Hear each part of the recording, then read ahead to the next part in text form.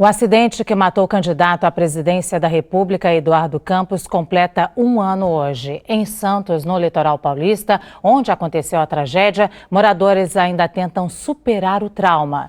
E até hoje ninguém foi indenizado pelos prejuízos causados pela queda do avião. Juarez é o dono da academia atingida pelo avião que matou o presidenciável Eduardo Campos e outras 6 pessoas há exatamente um ano. Na época, a reforma e a compra de novos aparelhos foram avaliados em R$ 2 milhões.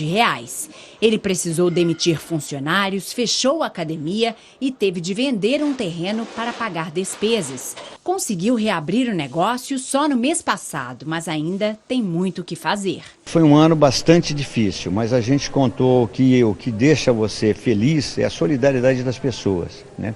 O quanto você, no momento de crise, você sabe o quanto você realmente é querido. Além dos prejuízos financeiros, há também o trauma emocional. Para alguns é algo tão marcante que até hoje alguns colegas brincam.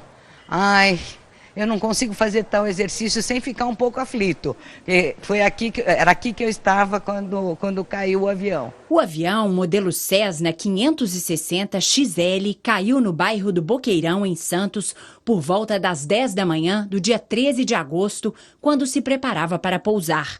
O jato, fabricado em 2010, estava com a documentação em dia.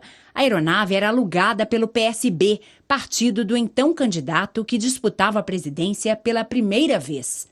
O ex-governador de Pernambuco, Eduardo Campos, tinha acabado de fazer 49 anos.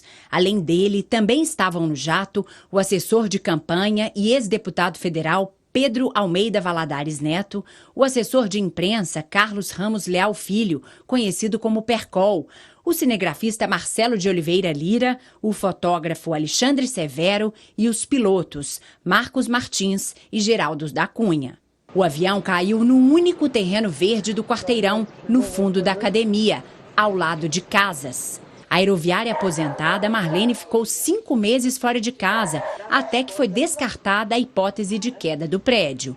Hoje, espera receber a indenização por esse período, tanto pelos prejuízos na casa, quanto pelos danos morais sofridos. Quem operava o avião era o PSB. Supõe-se que o PSB pagava o salário dos pilotos.